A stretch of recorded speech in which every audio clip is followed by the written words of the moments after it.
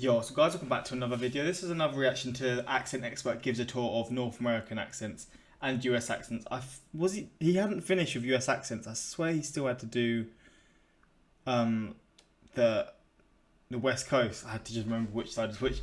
The West Coast accents, but this is North American accents. So I assume maybe this is going to be touching upon Mexican accents or Canadian accents or Caribbean accents. I don't really know, but we're going to see in this video. Hopefully you're going to enjoy.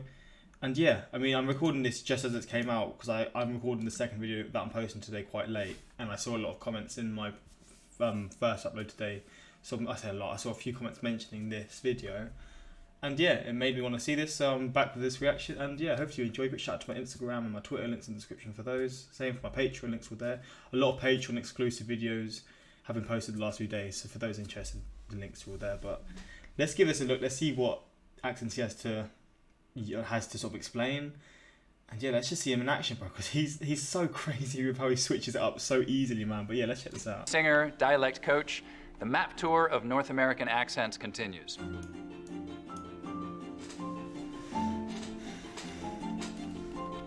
If you missed parts 1 and 2, you can check them out here. We're diving into part 3 from the West. Let's talk about California. Let's talk about Southern California. Another part of the country where we have some really exciting ongoing change. Mate, he better have the Cali girls, the typical sort of, hey, I'm from Cali. What is the meme? Is it just coffee of like Starbucks or whatever? Like typical Cali girls going to Starbucks or LA girls going to Starbucks. Like in some contemporary English accents, more open oral posture, a lower jaw is lowering some vowel sounds, most noticeably the dress and trap vowels. There are a bunch of vowel sounds moving around here. Goose and goat can both be very fronted, and the short I vowel, the kit vowel, is being split in two. Before NG, it's likely to sound like E, so thing, going, just like the rest of the West, but otherwise it's lowered like dress and trap. So bid gets closer to bed, miss begins to sound like mess. What the fuck? What the I mean, I don't know which famous people like are from Cali that I may have from Cali or from LA or wherever, San Francisco, wherever in Cali that are from this state that have had like famous interviews or whatever. Because I might need to hear it because again, it's not going to be everyone from these states, but if that's sort of like the typical sort of pronunciation of certain things like bid is bed and miss is mess, obviously not to that extreme. That is crazy. And so on. So of course, if you take this accent and like turn the dial up to 11, we're talking about a stereotypical surfer accent, like sort of a Bill and Ted's kind of thing. Yeah, this is it. You can hear that in a clip here when they say excellent, that's a lower dress vowel. Excellent, excellent, excellent. That very is much as Cali change as you in can get, progress. bro. So this is kind of an Instagram or like a TikTok type accent. I feel like you just sort of hear it and it's just maybe not TikTok. A YouTube, what's the term called? A YouTube, I can't remember the word. Sort of, what is it? Like just the typical sort of LA accent, like the typical YouTube LA accent. I don't know. There's certain YouTubers I can feel like I can sort of imagine speaking like exactly like this. Can't remember off the top of my head, so obviously it's not that memorable. But I'm trying to think. What's the word? I can't think of it. stay tuned. And of course, LA County. But that accent when I hear it, it's like, I've heard that many times. Has the highest Latinx population in the country. So I'm going to turn this over to Megan again. Hi again. Now I'm going to talk about Chicano English. The majority of Chicano English speakers reside in the US Southwest and California, and in Chicago. Chicano English is heavily influenced by Mexican Spanish. Spanish has been in this region longer than English has. In 1848, Mexico ceded this land to the US. Because of this history, Mexican Spanish has been influencing the English of the area for a really long time. One of my favorite features is devoicing of word final Z. So the sound Z is a voiced sound. You can actually tell if you put your fingers here right by your throat and you do the Z sound, Z, you'll feel vibration. With devoicing, we use the voiceless equivalent, which is an S. So the Z sounds at the end of words turn into more of an S sound. You can hear this devoicing in the plural form of chair. Chairs becomes chairs. You can hear that feature here. He did things, he did things, he did things. Another remarkable feature of Chicano English is that there's less vowel reduction. So it's a little subtle, but I'll try to show you how it sounds.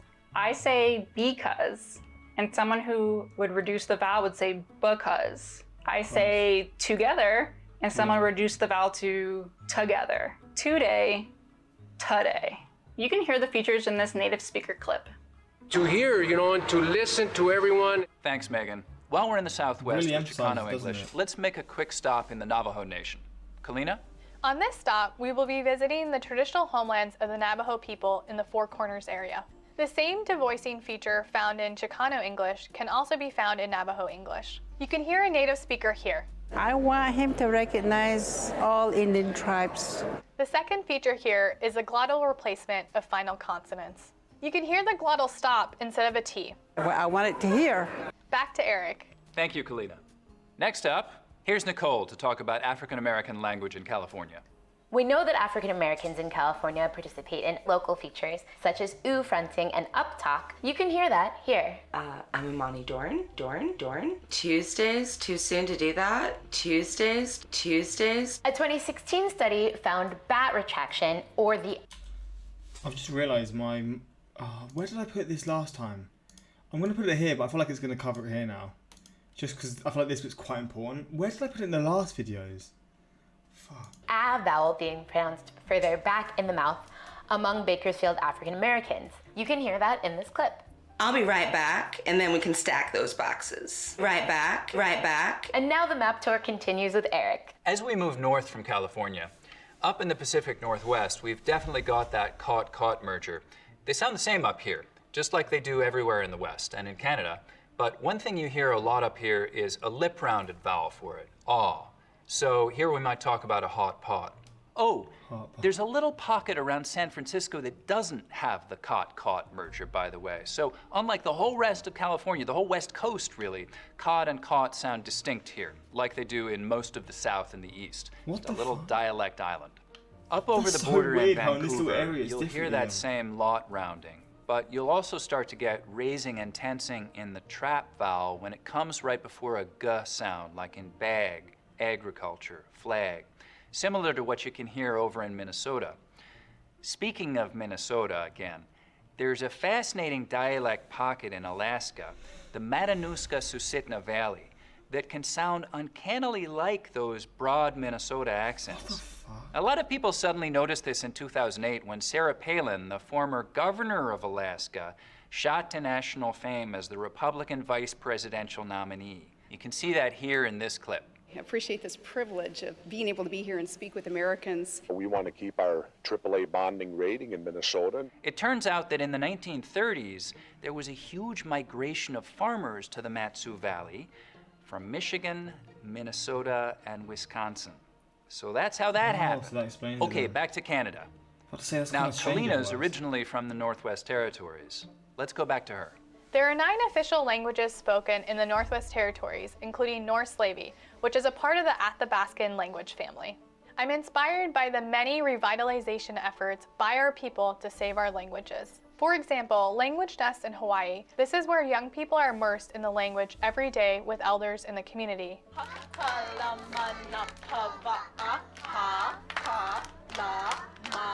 Another revitalization method is a translation of popular television shows and movies into indigenous languages. Because of all of this, I have tremendous hope for both the future of our Native American languages and of Native American English. Thank you, Kalina. Okay, let's go to Toronto, and let's talk for just a minute about probably the most famous Canadian accent feature there is. Our friend's from Toronto, so I'm interested in seeing if he had, like, again, I can't remember his voice because I've not seen him in a couple of months, but I'm interested in seeing if I can sort of link his accent to the Torontonese accent. The accent's from Toronto. I don't know. What's someone from Toronto called? Like, you got Londoner, New Yorker. I don't actually know any others, but yeah, what is... I don't know why I made just Called ask Canadian raising, though you may not have heard it called that, but you're probably familiar with oot and a boot, yeah? Yeah. Of course, Canadians aren't actually saying oot and a boot. What they're doing is raising the start of the diphthong in words like out and about, so that instead of it starting very open, ow, it's starting from somewhere in the middle of the mouth, oh. It only affects syllables that end in an unvoiced consonant, so words like out, about, house, mouth. In words like how, now, loud, rouse, Canadians still use that wide ow diphthong. Canadian raising isn't only in that class of words, though, the mouth vowel.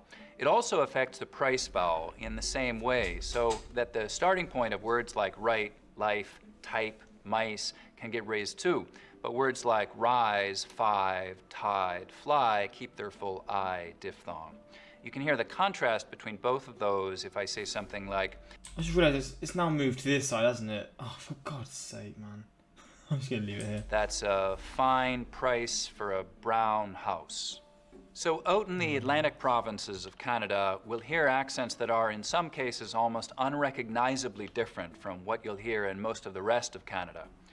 And once again, isolation and length of time are the key factors here.